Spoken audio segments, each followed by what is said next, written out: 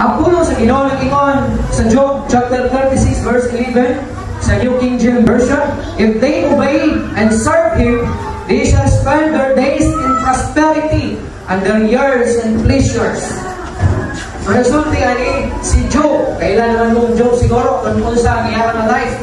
So dunay hugot ang iyahang pulong hugot diya sa iyahang nasinati sa iyahang kinabuhi. We know si Job is a very faithful diya sa Ginoo. Matarong faithful diya sa Ginoo. Bisan taliwala sa mga pagsulay sa Ginoo nga gihimo ngadto kaniya aron lamang pagsuta sa iyahang pagkamatinumanon, iyang faithfulness diya sa Ginoo. And we know kung giunsa gayon ni Job paglahutay sa iyang pagtuo sa Ginoo o sa lakton ng istorya sa iyahang pagka-Kristohanon. Pangutana, what areas of your life has God blessed you with? Asa man sa bahin sa imong kinabuhi nga ikaw ipanalanginan sa bisan unsa na iyahang gihatag diha sa imo.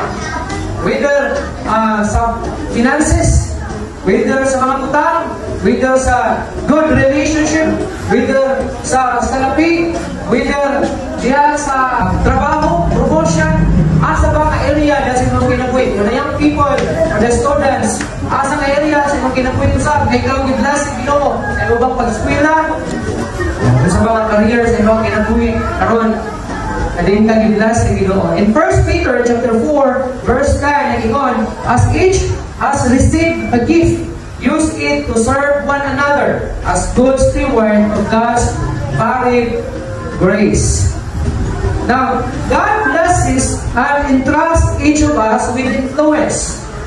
Kitang tanan, ipanalanginan sa Ginoo, ihatagan kita sa Ginoo o mga talent na gisalig sa tuwa. Talent, power, or spiritual gifts. Aron lamang sa pagpasidungog sa Ginoo. Anak mo yung mga talento lang. Kasi mukha akong rin butilya. Naatay mga talento o managlahi ang gasang inihatag sa tuwa sa Ginoo. Kaya ko, gawalin ko sa pulo sa Ginoo, pero di ko kabalo ko sayaw. Di ko timing mo kanta. Di ko tantong yabang. Pero kung pakatawag ko nino, di dyan daw magkasinabot sa imong music, sa imong tugtog. Okay. Kanunay, sa tawag ka na, wrong time yun. Dili yun mo tunong. Ako ang tunaw sa imong music. So muna, na iko lagi ko sa pagwali. Pero dagan sa inyo atriya, napoy mahal bukanta, napoy maayong musayaw.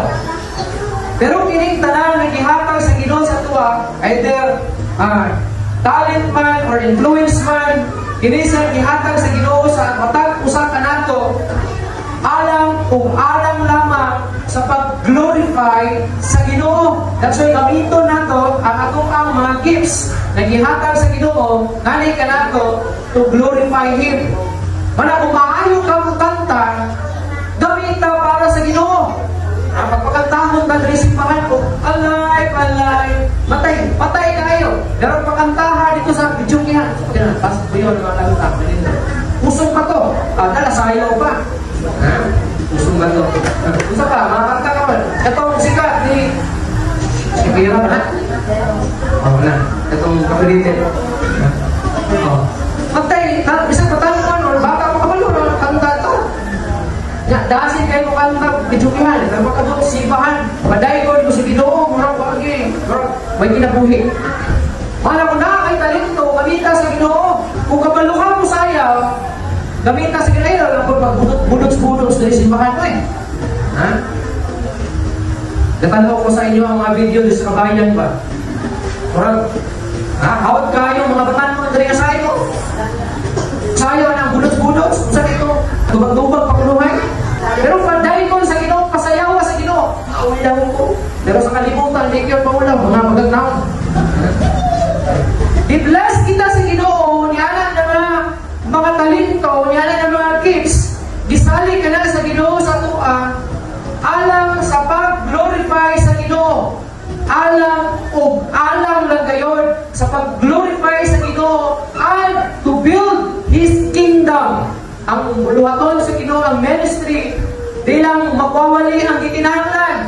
Nagkinahanglan o mga songleaders, nagkinahanglan o mga musician, nagkinahanglan o dancer. Ako'y dancer dahil sa Ginoo.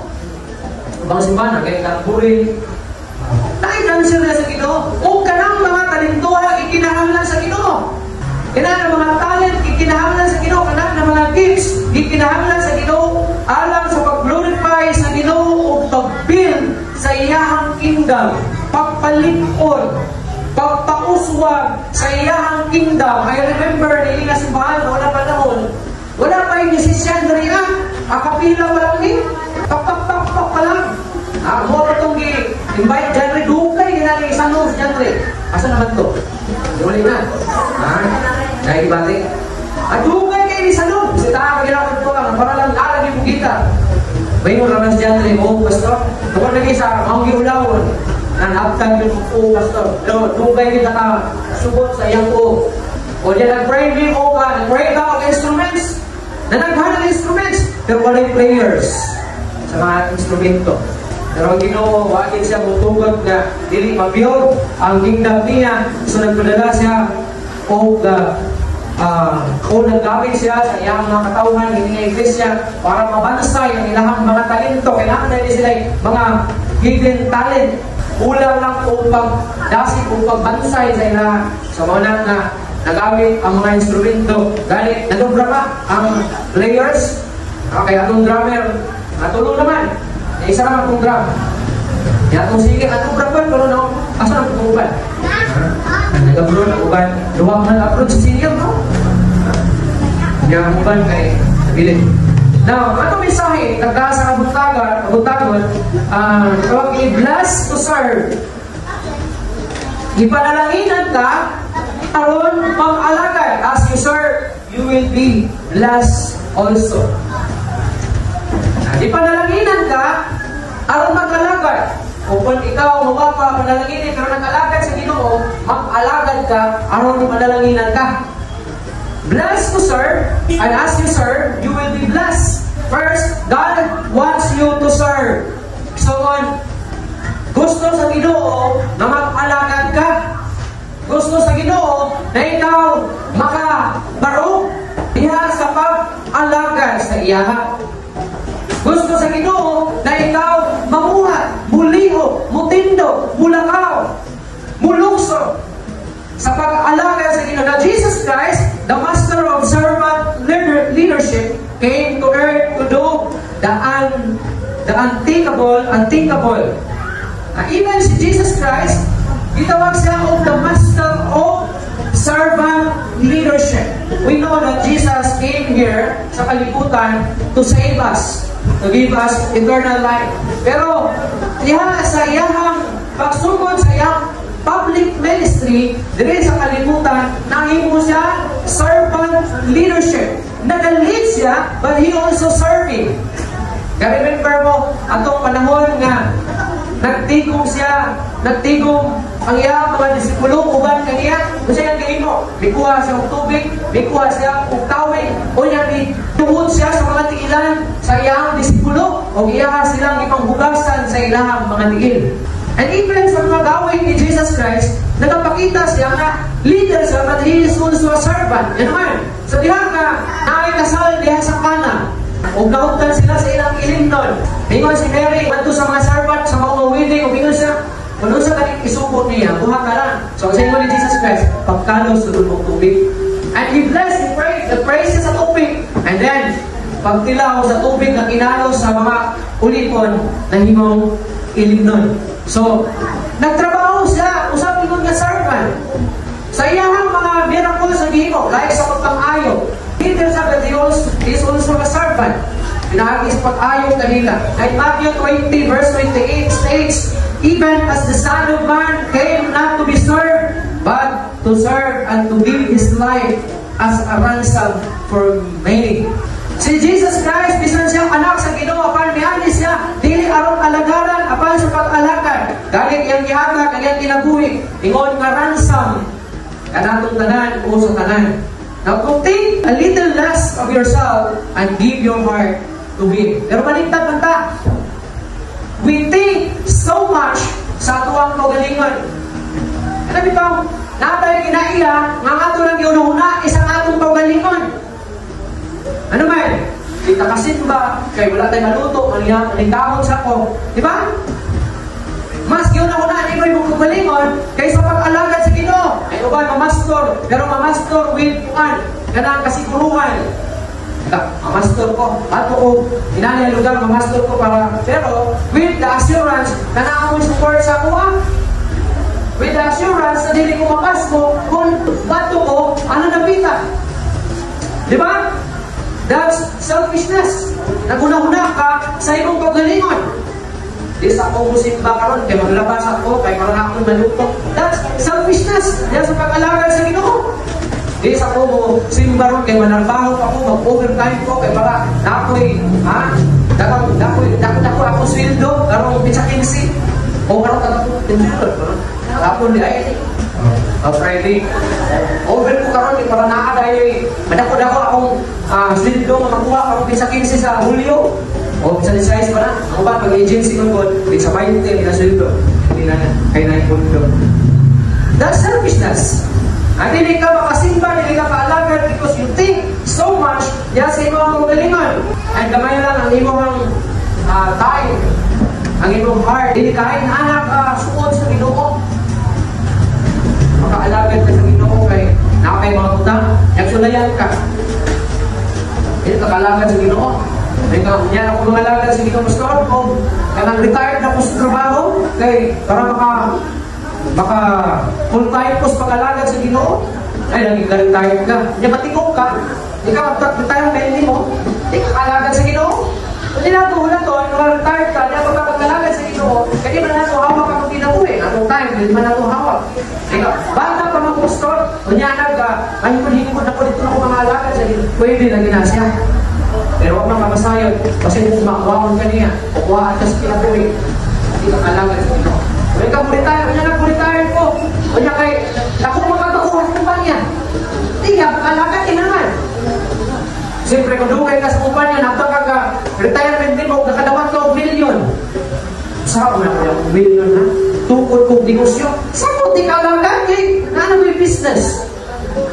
So, wala kung nakapakay kay gayunan, pangalagad sa Ginoo. At aging panahon ang Ginoo na sa iyong kinabuhi. Pangutana, how many times in your life have you neglected the opportunity to share a moment like that in favor of a selfish pursuit of your own? Na ano may panahon sa iyong kinabuhi na ipasulabi nimo ang Dios sa iyong kinabuhi? Nag-sacrifice nimo ang makalibutanong mga pangandoy, makalibutanong tinguha sa iyong kasing-kasing diha tuod lamang sa pag-alagad sa Ginoo. Mana, punta na time sa itong life ba? Hindi lang ang Ginoo ang may sacrifice. Ang atong trabaho, ang atong panginabuhi, ang atong pangandoy, ato po i-sacrifice tungkol sa atong love sa Ginoo. Dili kay ang Ginoo lang kanunay magsakripisyo. May ko na ba dayon ta okay lang na sa Ginoo makasabot ko ng Ginoo. Matay makasabot ko ng Ginoo. Kay Ginoo ko siya. Kay kung ikaw itong nahimong Ginoo di makasabot. Pero ang Ginoo mas nagtanong man. Pero problema. Kinana na lang ba yun ang atong ihabag sa Ginoo? Nabili ko makasacrifice sa pag-alagad sa Ginoo kay lagi masinabtanong ng Ginoo. Masabtan ka ba niya sa Panginoon? Anong ba? Maging proud ka ba? Maging gargo na to sa itong pagkakristuano na nakadesisyon na sa itong kinabuhi. Mapahala, pawala ang tanan. Basta pangalagad mo sa Ginoo. Nakahimo ni Bakana, just like sa ingon ni Joshua. Ingon ni Joshua sa mga Israelites, ingon niya, kamu bahala.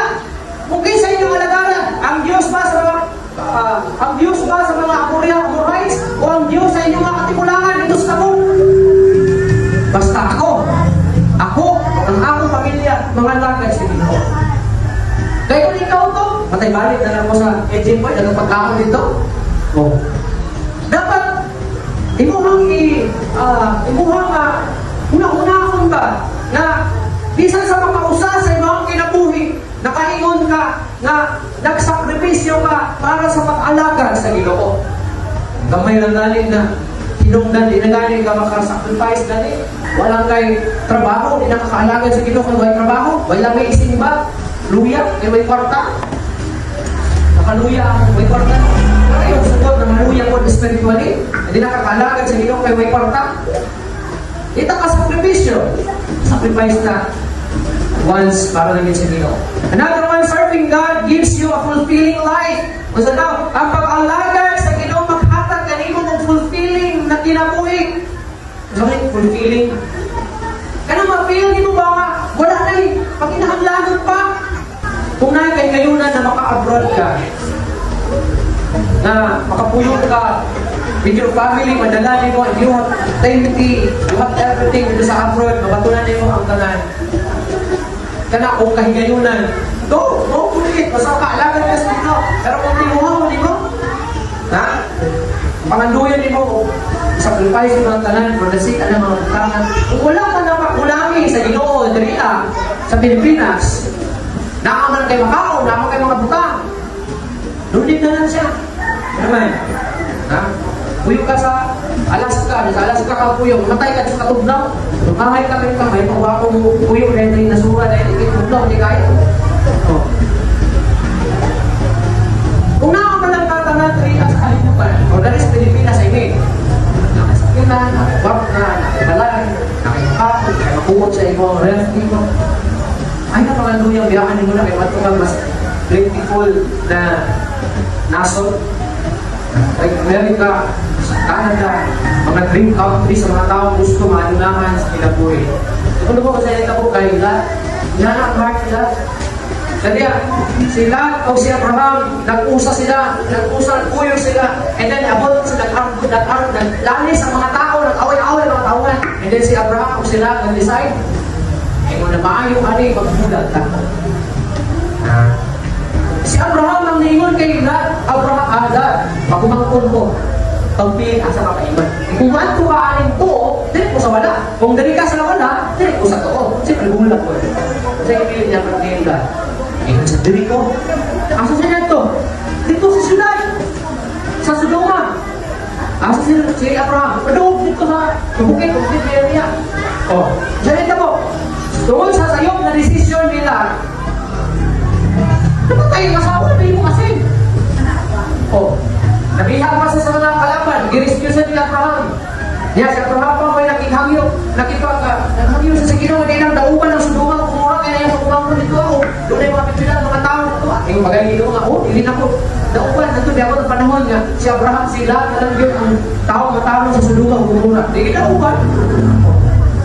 Wrong decision. Nato sa wicked city. Nato sa nautan na syudad. Na ang same-sex relationship na panahon na. Di lang karon. Ibulo ko na ikasal dito sa Tagum. Ay bulo ka na mga country na legal na ang magbinyo asap, babae, lalaki. Ang Davao City, pinakataas sa HIV, ano ko sa? Lalaki to lalaki. Oh, dalawan niyo sa Diyos ninyo. Ang Davao, taas, ang HIV, cases na sa Davao. Kung sa hinungdan, kung sa pinaka-taas, pinaka-hinungdan ng taas, lalaki kung lalaki. Pagpakigilawan sa kapwa lalaki. So dito po, kapatulog sakit, is HIV. Oh. Dito lang nakaroon, naitabo na ang same-sex relationship dito sa Sodoma o Gomora, dinauban ko sa Ginoo. Dapin pa kasi ng asawa nila. Mahitabo ba ito sa pamilya nila? Kung maayo ang iyang una-una, magpilit. Because sila, naguna-una siya, ang ato ko ang isyudad, dato na yung isyudad, basi makahapon ko sa tatanani. Manakunaan ka ng gani ka. Wala nang gani ka, pagutahumi sa Ginoo, pagutmi sa Ginoo. Wala nang kapasakti sa Ginoo. Alagad na lang sa Ginoo, kayo biyahe ang kinabuhi na tuod lamang sa maangkunin mo ang tanan, sa likway niyo pag-alagad sa Ginoo. Inong kami, serving God gives you a fulfilling life. Pag-alagad sa Ginoo ang sikreto. Gusto ka fulfilling life? Pag-alagad sa Ginoo ang sikreto, anak. Kaya malumo, tao, discontento totalmente. Mato ka dito sa abroad. Nandito ka puyo, together sa family. Inakuha na diba? Picture out na rin mo, ma-enjoy nyo ang life. Pero kung abot ito diskontento lang yapon ka, sigurado. Diskontento lang yapon ka. Kaya walay nakagbawan ang tao. Nakaamon kong tao, bike ka ron, gusto kang motor. Nakaamon kong ang motor, gusto kang 4 wheels. Nakaamon kong tao, 4 wheels, gusto kang katong nakakyaw na mga 4 wheels ako. Takot ka ako, Venus. Dito ko na yung Venus. Pero kaya dako ka kwarta.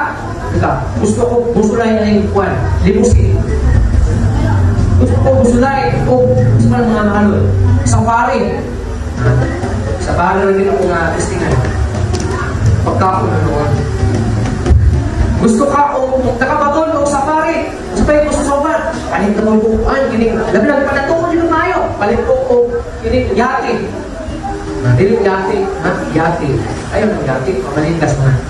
Yate. Ilang kamilyon ng yate. Ako na siguro, another video ng isa ano ba? O, ganun ka ba?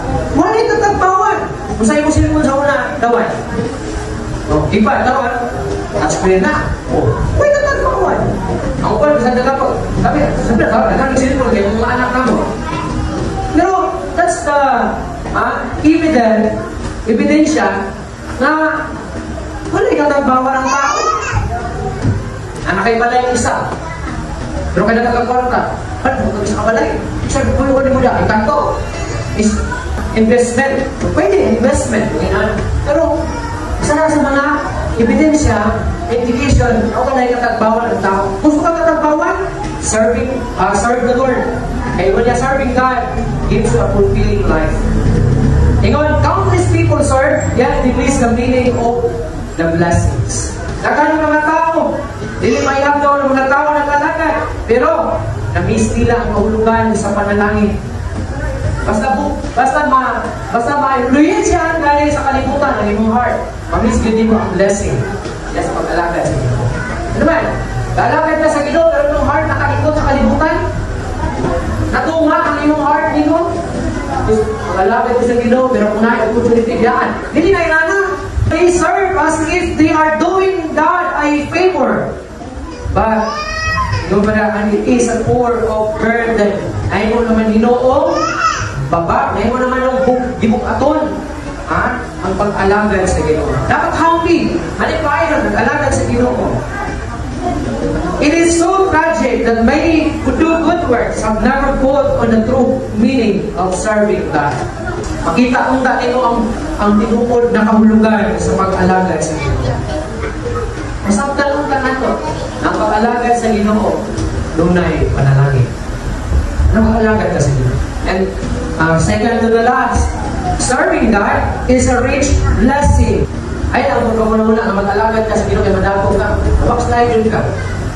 Sinta po, alagad, sulay ako pag-alagad sa Ginoo. Kaya kayo, nagkalisod na limayo, iundang luod sa Ginoo. Anin ako sa birthday, kami po madako ko. Puro yung nalagay ko. Those who obey and serve the Lord will have a rich and meaningful life. Hindi lang din siya mga katigayunan, mga butang na mahalon, na maangkod mo sa mga kinabuhi. Pero ang pag-alagad sa Ginoo, ang pag-obey, ang pag-alagad sa Ginoo, mahimong dato ka o adunay meaning ang imong life. Mayroong meaningful ang imong life. They will spend their days in prosperity and their years will be rewarded with pleasures. So, dili nila makakapos sa pag-alagad sa Ginoo? Eh, basta maguna-una mo ba? Hindi ko alagad sa Ginoo, kaya basta sabot talisod ako pamuyo. Ano ba kayo ba? Di sa kusimba, kaya over sa trabaho. Kaya kung kusimba ko, hindi ko over trabaho, mag-ubarang ka. Di sa kung kusimba, sa kung malagad sa Ginoo, kaya aplihan na ako negosyo, at domingo, kaya basta pamutoy ko. Pero kung nasabta rin, mga pag-alagad sa Ginoo, panalangin niya ay blessing din, usang kadako, panalangin. Ikaw pa, they will spend their days in prosperity and their ways. And their years will be rewarded with pleasures. Pangalagad lang sa Ginoo. Padalanginan na kita sa Ginoo. Sa inyo sa Matthew 6:3. Seek first the kingdom of God and His righteousness, and all of these things shall be added unto you. So may bulong ka na lang, anong man ni mga buta ka.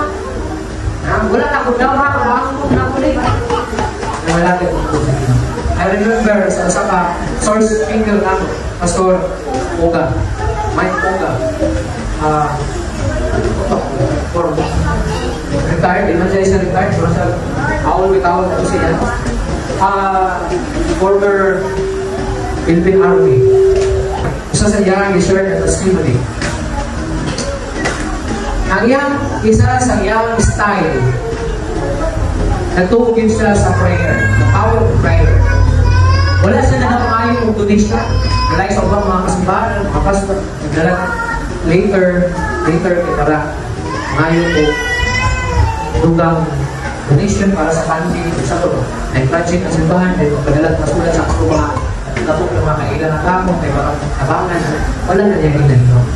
Pero kung siya hindi mo, one time, nag-desire siya o kapatuloy sa sakyanan kay mura siya, pastor siya, post-pastor, at the same time, evangelist. Nagawa niya sa dalan, nagdalang mga speaker, nagawa niya ng dalan. Ay, nag-desire siya, gusto siya makapatuloy sa sakyanan, ang instruments. Nag-pray siya sa Ginoo.